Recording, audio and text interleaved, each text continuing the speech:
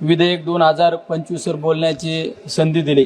अध्यक्ष महोदय, मी आज या सभागृहात विकसित भारत जी रामजी हे विधेयक 2025 वर माझ्या राष्ट्रवादी काँग्रेस पार्टी आदरणीय शरदचंद्रजी पवार पक्षाच्या वतीने विचार मांडण्यासाठी उभा आहे।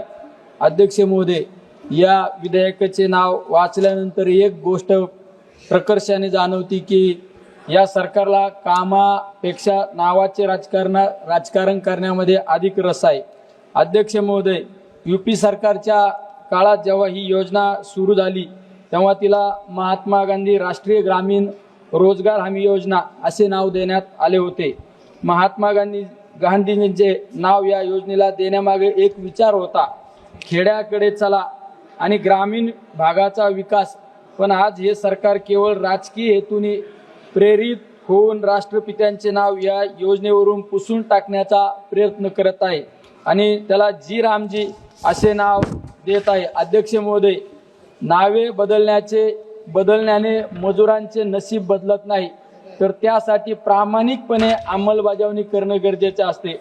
अध्यक्ष महोदय, या विधेयकात 125 दिवसांची फसवी घोषणा केली गेली आहे। महोदय, सरकार 125 दिवसांचे रोजगारांची भाषा करत आहे, पण वास्तव काय आहे?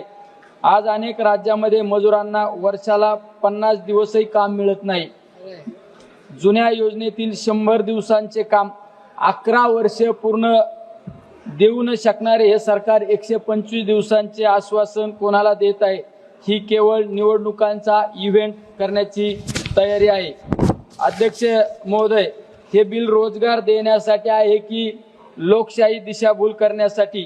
देश आज अमृत काळात आहे असे सांगितले जाते, पण वास्तव असे आहे की देशातील युवक बेरोजगार आहे, ग्रामीण भागात काम नाही, शहरात महागाई वाढत आहे आणि असंघटित कामगार जगण्यासाठी झगडत आहे। देशातील युवक बेरोजगार आहे, ग्रामीण भागात काम नाही, शहरात महागाई वाढत आहे आणि असंघटित कामगार जगण्यासाठी झगडत आहे। अध्यक्ष महोदय, या बिलामध्ये कुठेही रोजगारांची कायदेशीर हमी दिलेली नाही।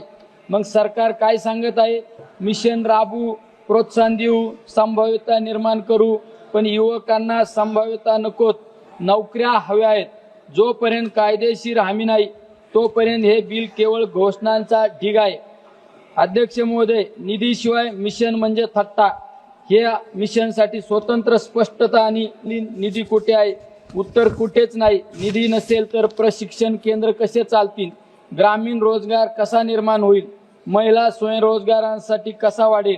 हे बिल म्हणजे इंजिन नसलेली विकासाची गाडी असल्यासारखं वाटतं। युवकांची फसवणूक, कौशल्य देऊन बेरोजगार। अध्यक्ष महोदय, सरकार मोठ्या आवाजात कौशल्य विकास बोलते, पण प्रश्न असा आहे की कौशल्य मिळाल्यावर नोकरी कुठे आहे? आज लाखो युवक प्रशिक्षण घेऊन बेरोजगार आहेत। हे बिल प्रशिक्षित बेरोजगार निर्माण करत आहे। स्थानिक उद्योग, शेती, MSME यांच्याशी कौशल्याचा मेळ नाही। अध्यक्ष महोदय, खाजगीकरणाचा अंधविश्वास। या बिलात रोजगार निर्मितीची जबाबदारी खाजगी कंपन्यांवर सोपवलेली आहे, पण सरकार स्वतः सरकारी नोकऱ्या भरत नाही। खाजगी कंपन्या नफा पाहतात, पण सामाजिक जबाबदारी सरकारची असते, ही जबाबदारी सरकार झटकते आहे। अध्यक्ष महोदय, असंघटित कामगार 90% भारत दुर्लक्षित। माननीय अध्यक्ष महोदय, देशातील 90% कामगार संघटित क्षेत्रात आहेत, पण या बिलात त्यासाठी सामाजिक सुरक्षा नाही, पेन्शन नाही, आरोग्य विमा नाही, किमान वेतनाची हमी नाही। अध्यक्ष महोदय, सर्वसामान्य आज हा विकसित भारत नाही, तर सर्वसामान्य भारतीयांना अन्याय करणारा अन्यायी भारत वाटत आहे। अध्यक्ष महोदय, महिला, ग्रामीण, आदिवासी भारत फक्त कागदावरच। महिलांना रोजगार नाही, ग्रामीण युवकांना संधी नाही, आदिवासी भागांचा विकास नाही। हे सगळे शब्द आहेत, फक्त ठोस कृती नाही। स्वयंसहायता गट, शेतमजूर, स्थलांतरित कामगार हे सगळे या बिलात अपेक्षित आहे।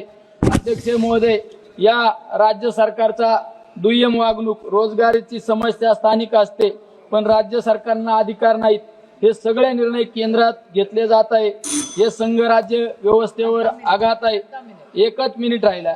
अध्यक्ष महोदय, आमचा स्पष्ट आणि ठाम मागण्या माननीय अध्यक्ष महोदय, जर सरकार खरोखर गंभीर असेल तर प्रत्येक कुटुंबासाठी रोजगाराची कायदेशीर हमी द्या. मिशनसाठी स्वतंत्र, पुरेशा आणि कायमस्वरूपी निधी द्या. कौशल्य प्रशिक्षण थेट रोजगाराशी जोडा. सरकारी नोकऱ्या तात्काळ भरा. असंघटित कामगारांना पूर्ण सामाजिक सुरक्षा द्या. राज्य सरकारांना अधिकार द्या. जोपर्यंत या मागण्या होत नाही तोपर्यंत हे बिल आम्हाला मान्य नाही. भारतीय जनतेला कसा भारत हवाय, विकसित भारत हवाय, पण बेरोजगार, उपेक्षित, असुरक्षित नको. धन्यवाद. जय शिवराय.